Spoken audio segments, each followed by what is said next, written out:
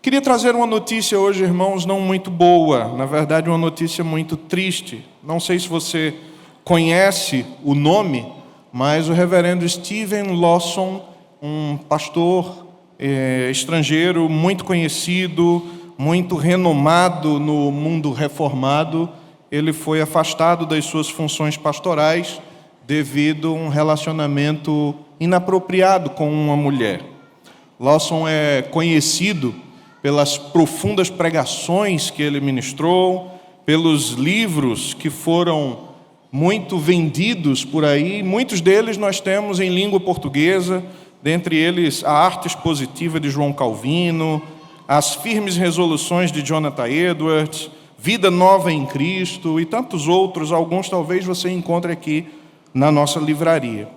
No entanto, o que fica claro com essa notícia é que mesmo um servo de Deus tão proeminente está sujeito às tentações e à presença do pecado. Nenhum de nós está imune. Isso nos faz recordar a condição humana, marcada pela queda. É vulnerável em todos os momentos e nenhum de nós está isento de tropeços. A trajetória e o legado de alguém como o Lawson, que com sua vida dedicada ao estudo e à pregação das Escrituras, mostra-nos que ninguém é imbatível na luta contra o pecado. Quando nós ouvimos uma notícia como essa, então, somos imediatamente confrontados com a nossa própria fragilidade e pecaminosidade. É um chamado para examinarmos nossos próprios corações, buscando com temor e tremor andar de maneira digna do Senhor. Muitas vezes nós nos inclinamos a julgar numa situação como essa, ou até nos escandalizar, mas é justamente nesse momento que precisamos lembrar da advertência das Escrituras. A igreja de Dallas, onde o pastor Lawson era ministro, advertiu no seu comunicado, com base em 1 Coríntios, capítulo 10, versos 12, aquele, pois, que pensa estar em pé, veja que não caia. A trágica queda de Lawson nos mostra o quão crucial é nossa dependência contínua da graça e misericórdia divinas. Nos mostra como devemos levar a sério a presença mortífera e destruidora do pecado. O erro de Lawson serve como um espelho que reflete nossa necessidade urgente de vigilância e humildade perante o Senhor. Por isso, hoje, nossa mensagem tem como título Quando o pecado jaz à porta. E está baseado em Gênesis capítulo 4. Eu peço que você abra a sua Bíblia. Vamos ler dos versos 1 a 7. Gênesis capítulo 4, versos de 1 a 7. Coabitou o homem com Eva, sua mulher. Esta concebeu e deu à luz a Caim. Então disse: adquiri um varão com o auxílio do Senhor. Depois deu à luz a Abel, seu irmão. Abel foi pastor de ovelhas e Caim lavrador. Aconteceu que no fim de uns tempos trouxe Caim do fruto da terra uma oferta ao Senhor. Abel, por sua vez, trouxe das primícias do seu rebanho e da gordura deste. Agradou-se o Senhor de Abel e de sua oferta, ao passo que de Caim e de sua oferta não se agradou.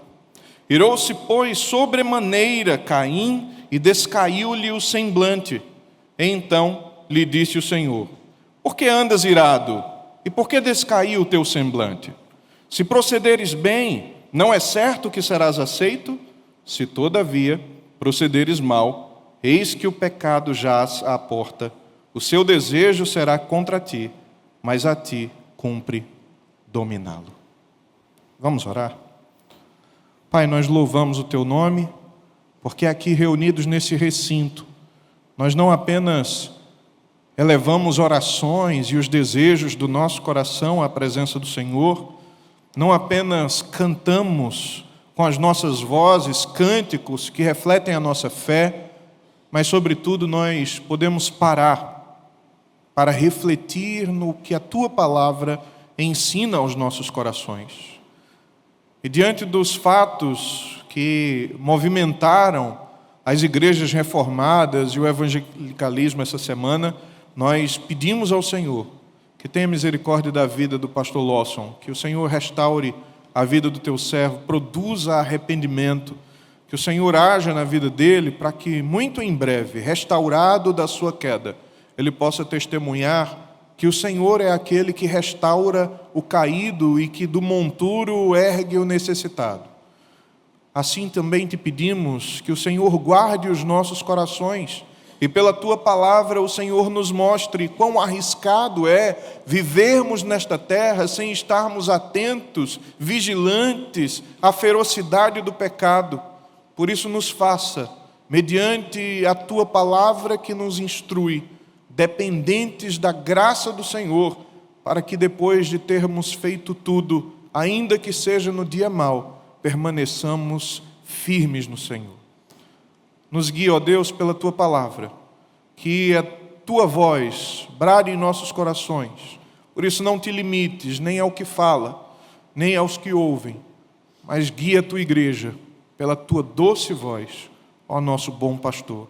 Assim nós te oramos, em nome de Jesus. Amém. Queridos, nós temos aqui os primeiros capítulos de Gênesis. Começam com um belíssimo relato da criação, e é isso que você vê no capítulo 1. Um relato poético, quase que em cânticos, a respeito daquilo que Deus estava fazendo dia após dia, quando Ele criava as coisas e determinando um marco temporal, quando à tarde e manhã Ele vê tudo que Ele faz e Ele percebe que é muito bom. Mas esse belo relato, seguido da criação, da formação do homem e da mulher, postos em um jardim plantado pelas mãos do Senhor, é abruptamente interrompido pelo relato agora de um diálogo sensual, tentador, ardiloso da serpente com a mulher. E depois desse diálogo, a realidade nunca mais seria a mesma. Depois dessa conversa, o mundo todo seria transformado. O impacto desse encontro foi devastador, trazendo consequências não apenas na ordem natural, mas, sobretudo, no conhecimento experimental do bem e do mal. Capítulo 4 de Gênesis, então, marca o início agora de uma escalada contínua do pecado. O pecado começa no capítulo 3, mas a partir do 4 ele vai escalando de uma forma exponencial, se amplifica progressivamente em sentimentos e atitudes destrutivas, levando a humanidade a uma profunda desgraça moral. O ápice disso nós encontramos no capítulo 6, quando Deus, indignado com a maldade que havia tomado conta dos seres humanos, decide então destruir toda a terra. E então manda o grande dilúvio como um evento julgador e purificador. Portanto, esse capítulo 4, ele inicia como se fosse um aparente cumprimento de uma promessa que Deus tinha feito no capítulo 3, mas se desenrola como uma história extremamente trágica de um homem que finalmente ele comete a maior atrocidade que a humanidade tinha visto até então. A conversa entre Deus e Caim, que revela a indignação desse homem e como a pecaminosidade tinha tomado conta do coração dele, é uma conversa que nos alerta também nos dias de hoje, quando o Senhor diz a ele que o pecado jaz à porta, está ali batendo, e que ele precisava ter cuidado para não ser dominado pelo pecado, mas, ao contrário, dominar o pecado. O trágico aqui é que, mesmo diante da exortação do Senhor, Caim não deu ouvidos à palavra de Deus e cometeu aquilo que o seu coração, cheio de pecado, desejava cometer. Claramente, há uma relação entre aquilo que Caim sentia, pensava, planejava, com a presença do pecado batendo fortemente, insistentemente à sua porta. E por isso nós chegamos a ideia de que a presença do pecado é a raiz dos nossos mais profundos dilemas. Para isso eu quero trazer algumas lições desse texto. E a primeira delas é que a presença do pecado é a raiz também dos nossos dilemas emocionais. Quando você começa a leitura do texto, você já vai perceber que tudo começa nas emoções de Caim. Tudo começa no coração dele. É algo que brota no seu interior e que só depois vai redundar em uma conduta altamente pecaminosa. Eu não estou falando aqui que os seus traumas, as suas neuroses, os seus problemas psíquicos são oriundos de algum pecado em particular. Mas também não se espante se por acaso você começar a examinar o seu coração, ou até mesmo numa terapia, você descobrir que no fundo, tem um pecado que acaba fazendo com que tudo isso aconteça. Nossa natureza humana foi tão completamente atingida pelo pecado que as nossas emoções também não estão livres disso, elas estão maculadas. Então, quando olhamos para esse texto, nós percebemos que as nossas emoções estão maculadas, a presença do pecado é a raiz dos nossos dilemas emocionais, e isso tudo começa com um dilema da relação entre o culto e o coração.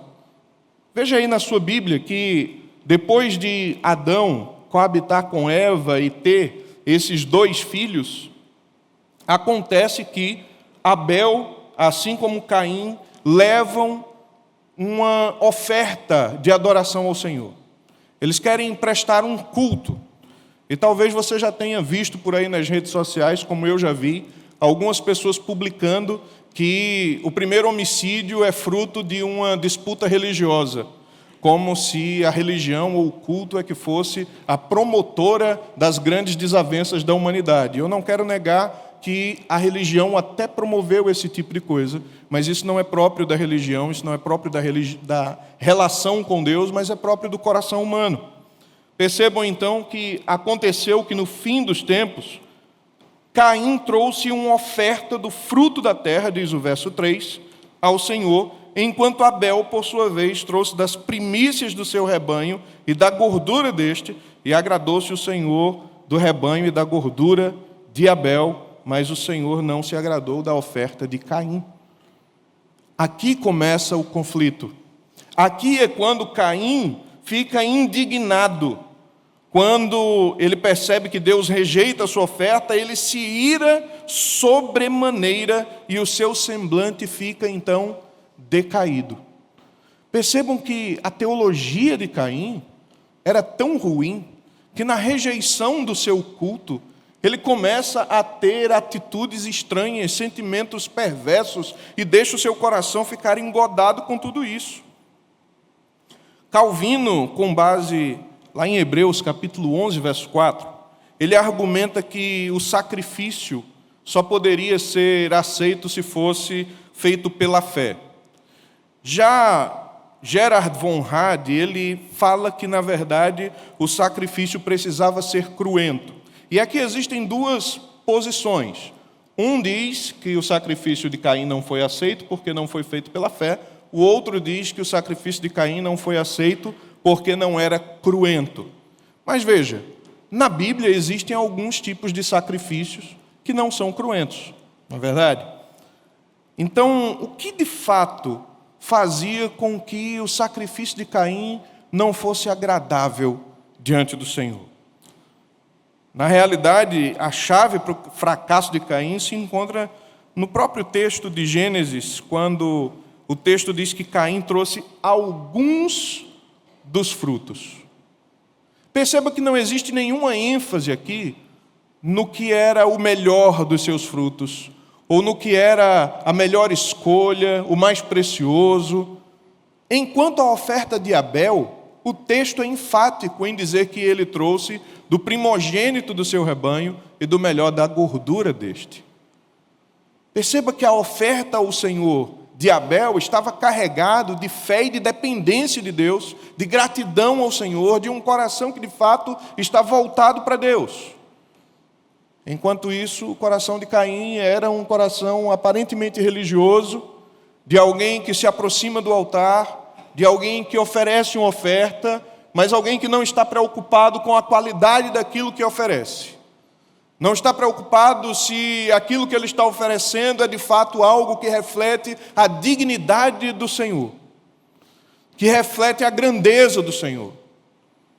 E Caim, então, oferece alguns dos frutos da sua terra. Deus rejeita. Deus não aceita o sacrifício de Caim. E o Senhor não aceita o sacrifício de Caim porque o coração de Caim não era totalmente dependente de Deus, não era sincero diante de Deus, não era grato ao Senhor e não estava preocupado em oferecer algo que representasse de fato a grandeza e a dignidade do nosso Deus.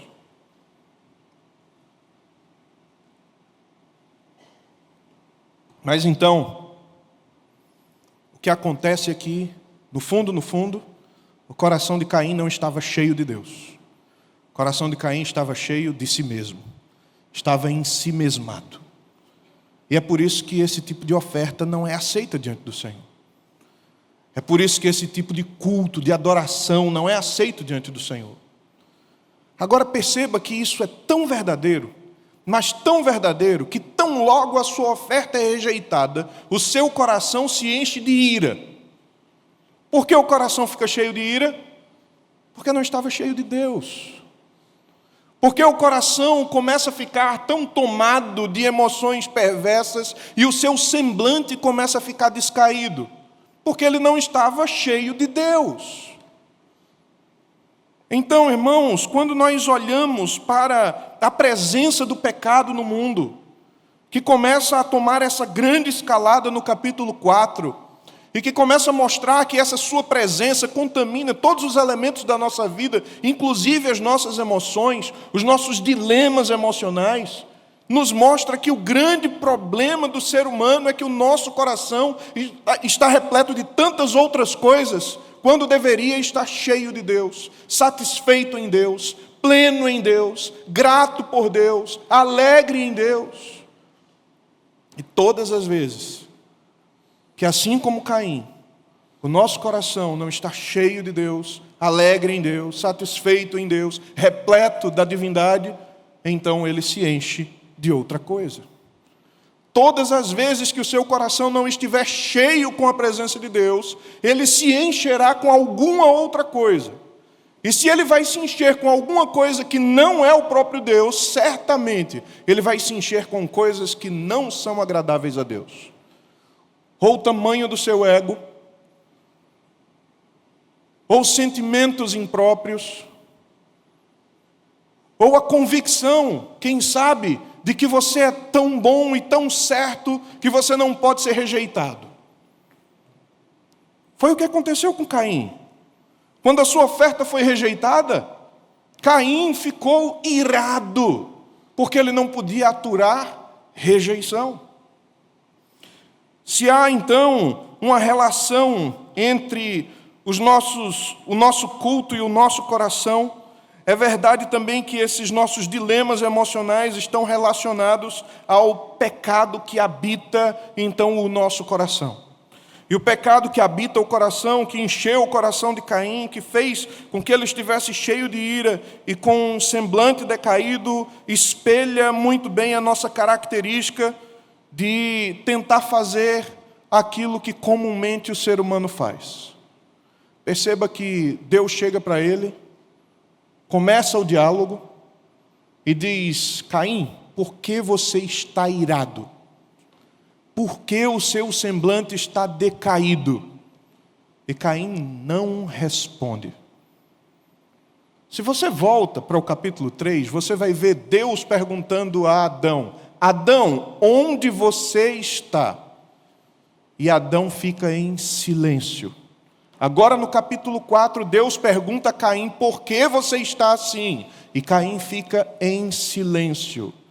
É a tentativa do ser humano de esconder daquele que tudo sabe e daquele que tudo vê o que realmente está dentro de nós. Percebe que nós temos o hábito de fazer isso, tentando maquiar quem somos, tentando repintar, quem sabe, uma nova configuração, mais bonitinha, mais aprazível diante dos nossos olhos, nós tentamos esconder diante daquele que tudo vê, quem realmente somos. Irmãos, não se esconde-se de Deus. É impossível se esconder daquele que tudo vê. O salmista Davi, no Salmo 139, ele diz assim: se eu tomar as asas da alva e for até as profundezas do mar, se eu for até o abismo, até o alto céus, onde eu for, o Senhor está. Se eu fizer a minha cama num abismo profundo, ali o Senhor está também. Se eu for até os limites, a extremidade do mar, até ali a tua mão me guiará.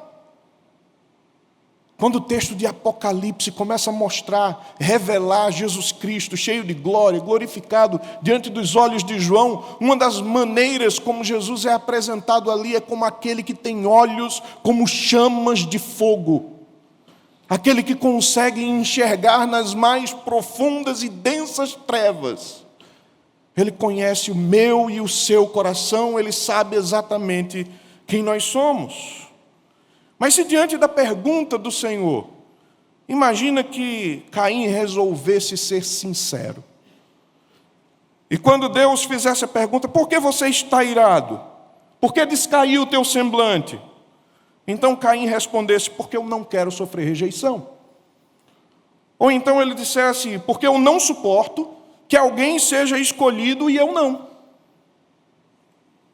Ou dissesse: porque não aceito que outro possa fazer melhor do que eu aquilo que eu estou fazendo. Será que essas frases ficariam apenas na boca de Caim? Ou será que ressoariam também naquilo que nós fazemos cotidianamente? Na maneira como nós sentimos as nossas relações sociais? Na maneira como nós pensamos a relação com o outro? Quem sabe você alguma vez no trabalho ficou irado porque uma pessoa foi promovida e você não? Ou quem sabe na escola, naquela competição, às vezes até saudável, para ver quem é o melhor aluno, você não concorda com a correção de um professor e fica indignado porque o seu colega concorrente tira uma nota mais alta do que você. Nosso coração está repleto dessas coisas.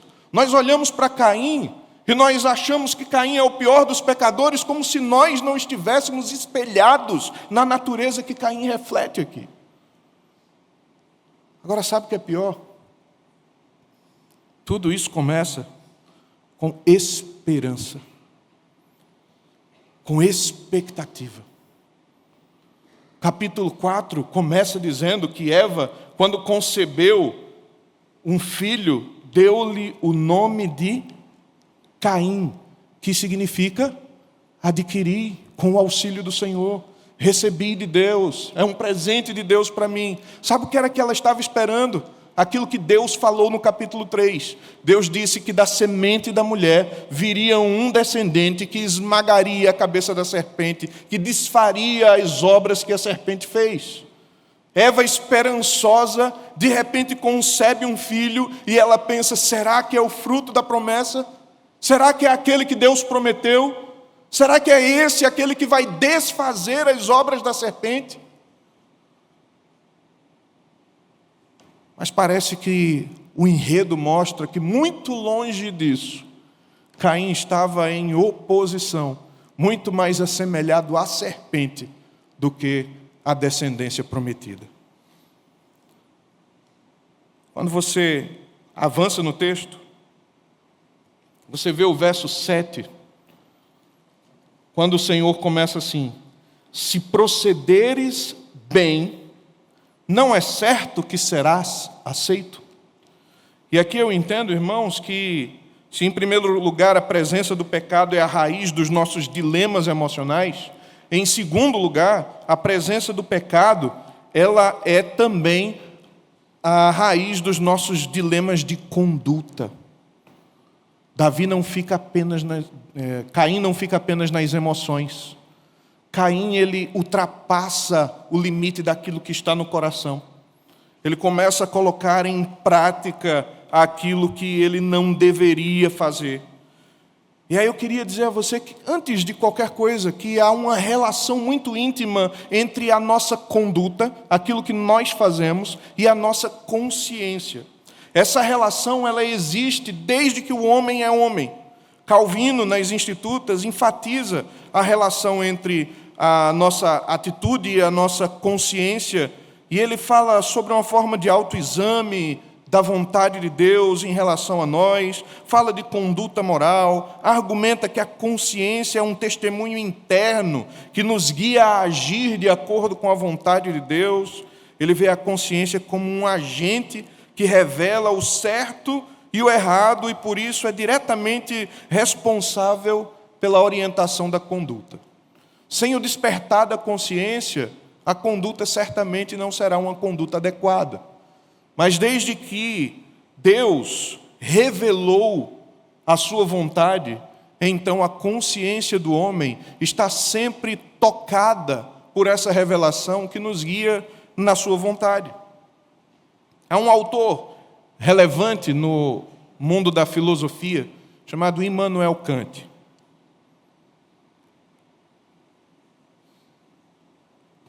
Embora ele trate muito mais de filosofia do que de teologia, ele acaba tecendo um pouco de teologia também, mas ele trata na sua Crítica da Razão Pura que a consciência é um imperativo categórico, ou seja, é aquela voz interna que nos impele a agir moralmente de acordo com princípios racionais.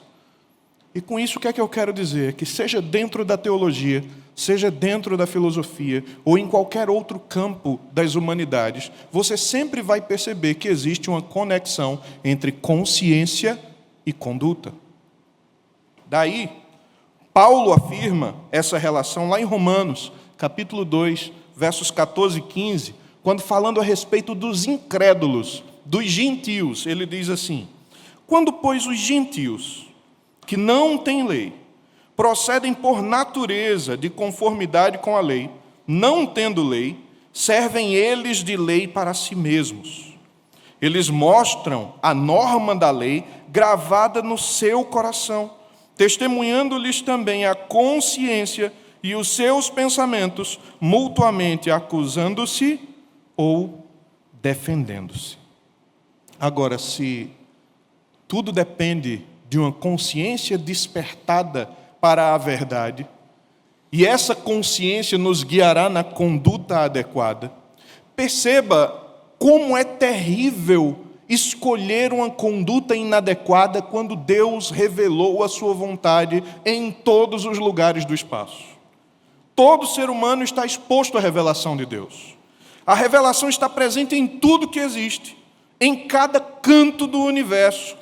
Cada pedaço do cosmos mostra a majestade do Criador. Não há um só ponto do espaço onde não exista uma manifestação da glória de Deus. Por mais que os homens tentem dissimular, por mais que tentem esconder o que está claro diante de todos, a verdade divina é objetiva, está lá, patente diante de todos. Há alguns que tentam omitir isso, há uma tentativa de ateísmo ou de agnosticismo, mas a Bíblia trata disso como neciedade. A Bíblia trata disso como loucura, porque em qualquer lugar onde você olha, você vê a majestade de Deus. Nós precisamos, assim como os serafins da visão de Isaías, fazer coro com eles e dizer que santo, santo, santo é o Senhor dos exércitos, e que toda a terra está cheia, vastamente cheia, transbordante, refulgente, gritantemente cheia da sua glória. A glória de Deus está em todos os lugares, e ninguém pode negar isso. Aí o salmista diz: quando eu olho os céus e as estrelas e vejo que são obras da tua mão, eu penso que é o homem para que te lembre deles, e o filho do homem para que o visites. No Salmo 19, ele diz que os céus proclamam a glória de Deus, o firmamento é obra das suas mãos, que um dia faz declaração a outro dia, que uma noite revela conhecimento a outra noite, mesmo que não haja linguagem nem palavra, todavia faz-se ouvir a sua voz. Deus grita aos homens que Ele existe, que Ele se revela, que Ele conclama o arrependimento. A revelação está estampada em toda a criação. E por isso é que Paulo, lá no capítulo 1 de Romanos, ele diz que os homens se tornaram indesculpáveis. Porque o que se pode conhecer de Deus, Deus revelou. Tanto os seus atributos invisíveis quanto a sua divindade claramente se reconhecem por meio das coisas que foram criadas. Mas o homem preferiu adorar a criatura ao invés do Criador. Desprezou a glória de Deus e caiu em idolatria. Por isso, todos os homens, todos eles, são indesculpáveis diante de Deus. Nós poderíamos ficar discorrendo sobre isso e, quem sabe, até tratar das questões apologéticas, da defesa da fé, dos argumentos em favor da realidade, da verdade de Deus. Mas a Bíblia não se preocupa em fazer isso, e nós também não vamos nos preocupar com isso agora. Ela simplesmente declara que Deus existe, que Deus se revela e que Deus exige do homem que ande de acordo com a consciência de alguém que reconhece que Deus manifesta a sua glória em todos os lugares do espaço. E se isso, então, só pode ser aceito por fé, se é necessário enxergar a Deus, crer que Ele existe, andar segundo a sua vontade, então existe uma relação da nossa conduta, então, com a fé. Porque aquele que não aceita essas verdades, ele também não anda de acordo com uma consciência despertada por essas verdades. A pergunta demanda resposta. Deus está perguntando a Caim: se procederes bem, não é certo que serás aceito? Mas responder a Deus: sim, Senhor, se eu andar de acordo com a tua vontade, se eu pisar os teus passos, se eu seguir os teus caminhos, se eu andar segundo as tuas diretrizes, se eu fizer exatamente o que o Senhor quer que eu faça, se o meu coração estiver devotado ao Senhor, se a minha alma estiver inclinada ao Senhor, certamente o Senhor se agradará de mim e certamente o meu culto será aceito. Mas ao invés de responder assim com fé, ele chama o seu irmão para ir ao campo. Verso 8. Disse Caim a Abel, seu irmão: vamos ao campo. Estando eles no campo, sucedeu que levantou-se Caim contra Abel, seu irmão, e o matou. Deus havia advertido, Deus havia alertado, Deus havia exortado: Caim, o pecado jaz à porta. O desejo dele será dominar você, mas você deve dominar sobre ele. Caim não se importou com a vontade de Deus, não se importou com a voz de Deus, não se importou com um coração cheio de ira, permaneceu de semblante caído e caminhando rumo ao campo com seu irmão Abel, que jamais esperaria tamanha reviravolta. A indisposição de Caim contra Deus extravasou nesse comportamento irracional e num furioso e injustificável zelo de si mesmo contra o seu irmão, ele se levanta e ataca. Imagina Abel olhando com espanto o seu irmão se levantando contra ele e agindo com violência contra a sua vida. Abel foi traído e morto. O sangue dele então começa a clamar da terra, ao ponto de Deus chegar para Caim e perguntar: o que fizeste? O sangue do teu irmão clama da terra. E então esse jovem Abel, cujo nome não é celebrado como é o de Caim, que ele entra em cena sem aquela apresentação rica que é a apresentação de Caim, como se ele fosse de fato o cumprimento da promessa. Caim entra em cena, Abel entra em cena, e com esse nome que significa hálito ou vapor, o texto acaba prefigurando no nome curto, uma vida curta de alguém que foi assassinado pelo próprio irmão. Por um ato impulsivo, por um momento de ódio extravasado, uma família é completamente destruída. Não é sempre assim que acontece? Nos momentos de impulso, quando o coração é tomado de ira, quando algo acontece que nos tira do nosso equilíbrio, e nós agimos sem pensar e não damos ouvidos aos conselhos, não damos ouvidos às orientações, acabamos fazendo aquilo que não deveríamos pelos atos impulsivos que extravasam os nossos sentimentos cheios de mácula e de pecado. Uma família, então, é destruída. Não é sempre assim quando jovens são mortos por causa de um celular? Não é assim que acontece quando uma moça é abusada por alguém que não controlou seus impulsos? Não é assim que acontece quando o sofrimento por uma ação desmedida pode, então, atacar uma família inteira? Essa é a natureza do ser humano. É assim que nós somos. E isso deve acender o alerta do nosso coração, porque nós temos a facilidade de nos interpretar como pessoas boas. Nós olhamos para nós e nos vemos como um grupo de pessoas tão boas, mas tão boas, que quem sabe a gente não precisasse nem daquele momento de contrição no culto. Afinal, a gente já pediu perdão de manhã, um dia só, eu nem pequei ainda.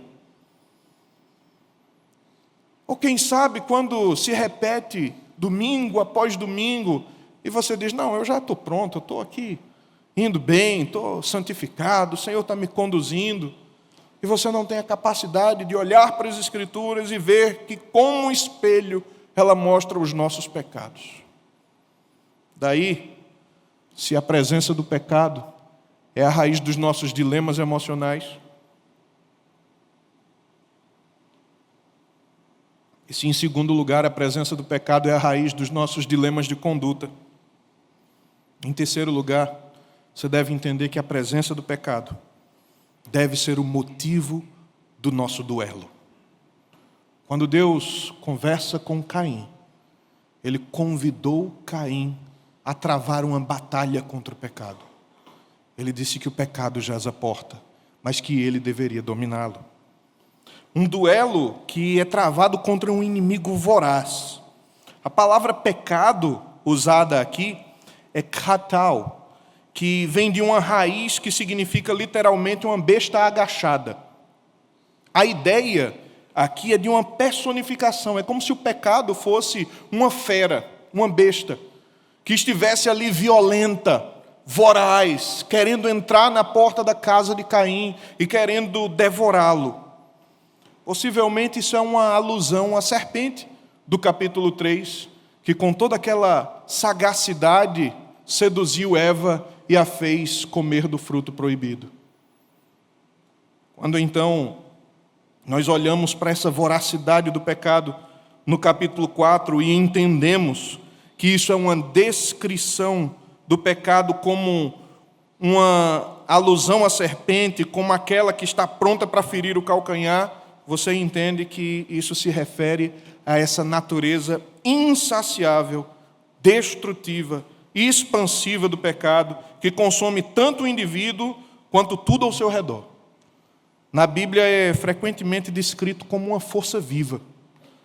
Pecado, talvez na nossa linguagem, seja abstrato demais, mas na linguagem das Escrituras é um inimigo personificado, feroz, que está pronto para devorar as suas vítimas.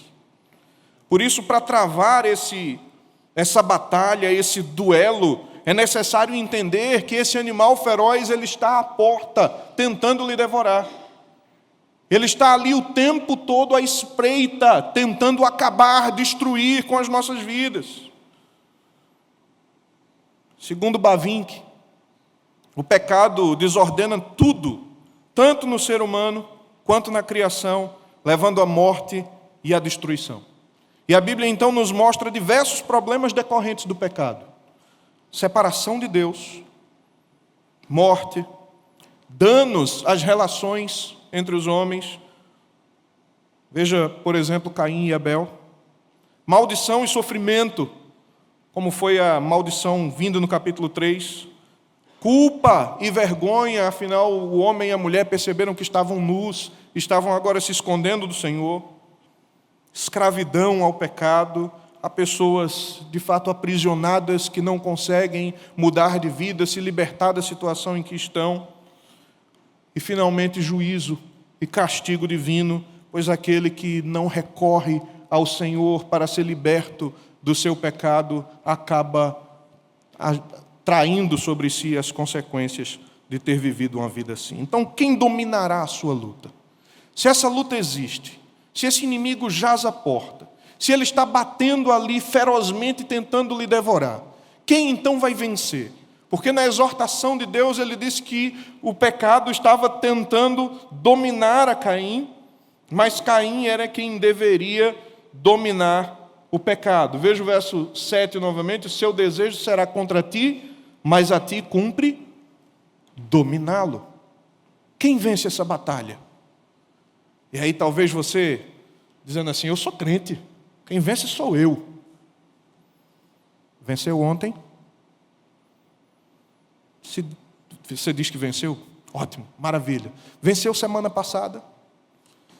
Venceu no mês passado? Porque é um inimigo que não desiste. Você vai vencer amanhã. Ele continua batendo a porta, ele continua feroz. Então é preciso entender que com as nossas próprias forças, uma hora nós não vamos conseguir vencer. E para que a gente não perca e não deixe que o pecado domine sobre nós, nós precisamos contar com o auxílio de alguém que é mais poderoso do que nós e capaz de destruir o pecado. A Bíblia diz que o Espírito Santo nos ajuda nas nossas fraquezas. Sabe aquela brecha que você não consegue preencher? Sabe aquele pecado que lhe persegue há tanto tempo? Sabe aquela tentação que é difícil e que você ora, às vezes jejuma para conseguir vencer? Há um recurso poderosíssimo, o auxílio do Espírito Santo, que nos ajuda nas nossas fraquezas.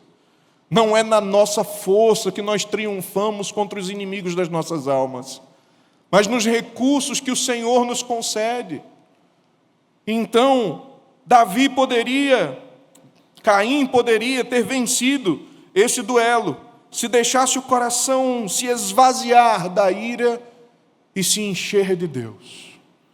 Mas ao contrário disso, ele segue tomado pelo seu pecado.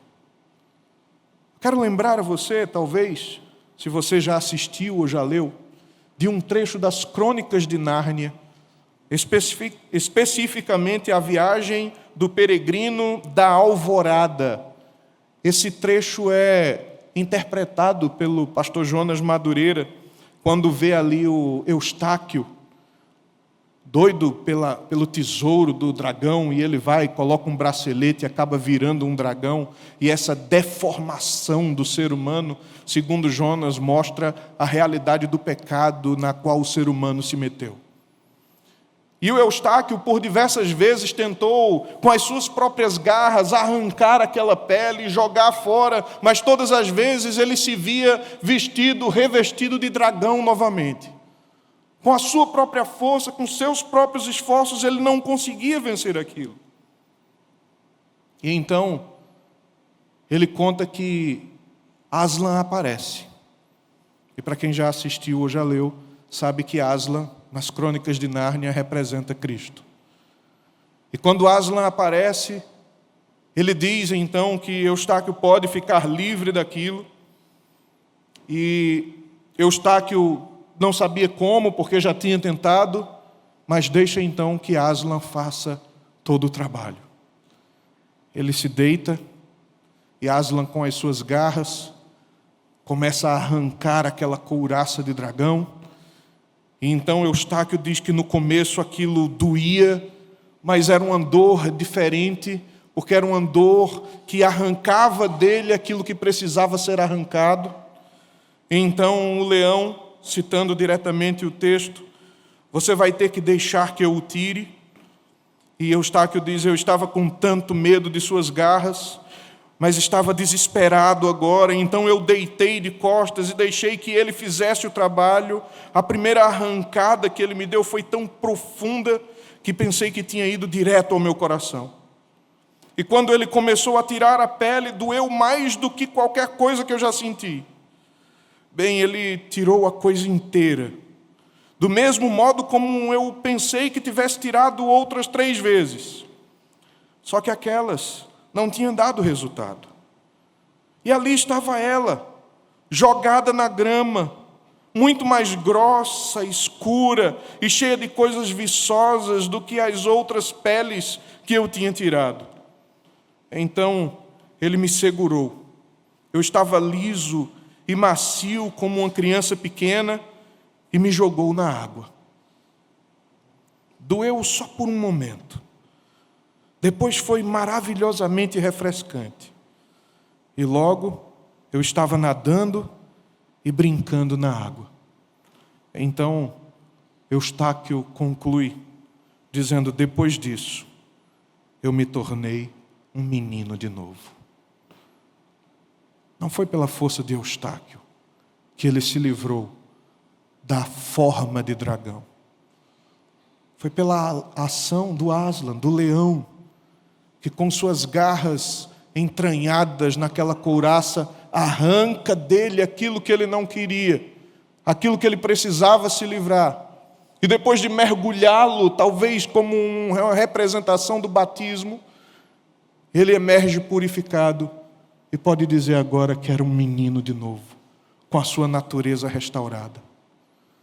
Assim também é conosco, irmãos. Quando nós dependemos da nossa própria força, é como se a gente arrancasse a couraça uma vez, arrancasse outra vez e não conseguisse dar resultado. Mas quando nós contamos com a força daquele que é capaz de transformar a nossa realidade, ele invade a nossa alma e com toda a sua força ele arranca de dentro do nosso coração toda a perversidade, todo o pecado, joga para fora de nós, e nós então conseguimos perceber claramente quão escuro, quão terrível, quão tenebroso era aquilo que estava dentro de nós. E transformados pela ação do Senhor, nós podemos confessar dizendo que somos nova criatura. Não é na sua força, mas na força do Senhor. Quero concluir minhas palavras trazendo uma experiência que o John Piper coloca no seu livro Não Jogue a Sua Vida Fora.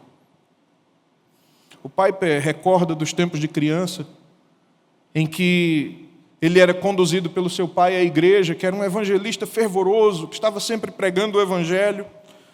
E muitas vezes as exortações, as histórias, os apelos eram respondidos com fé, mas outras vezes eram respondidos com incredulidade. E uma das histórias que mais chama a atenção dele é de um homem idoso já, por quem a igreja orava por décadas, e se mantinha rude, incrédulo, mas finalmente em um culto em que o pai do Piper estava pregando, esse homem entra, senta na igreja, escuta a pregação, e depois da mensagem, quando a igreja estava cantando um hino, e os irmãos ali se despedindo, esse homem vem até a frente, pega na mão daquele fervoroso evangelista, começa a chorar diante dele, dizer que ele entendeu a mensagem, que ele queria se render a Cristo, mas uma coisa não saía do seu coração. Ele estava dizendo, eu joguei a minha vida inteira fora. Depois que ele entendeu o Evangelho, ele percebeu que todos aqueles anos de obstinada relutância, ele estava jogando a vida fora.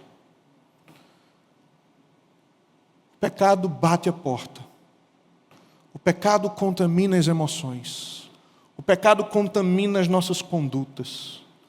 O pecado, para ser vencido, precisa ser vencido numa luta diária, travada, usando nós os recursos que o Senhor nos concede, confiando na sua graça para que possamos vencer.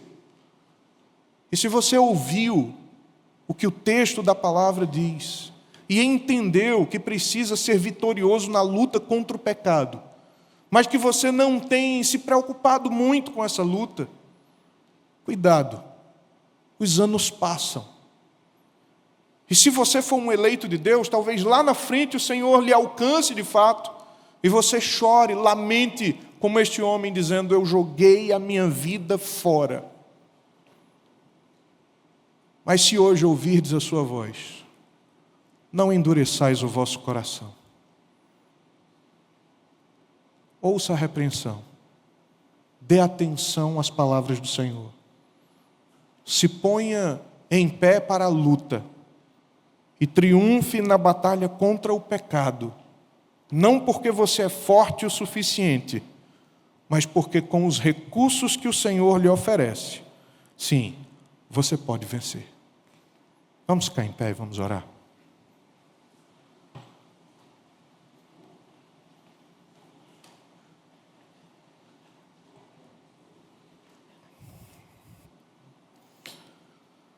Santo Deus, estamos nós aqui, depois de ouvida a Tua palavra, e entendendo a voracidade do pecado, entendendo a profundidade da sua contaminação,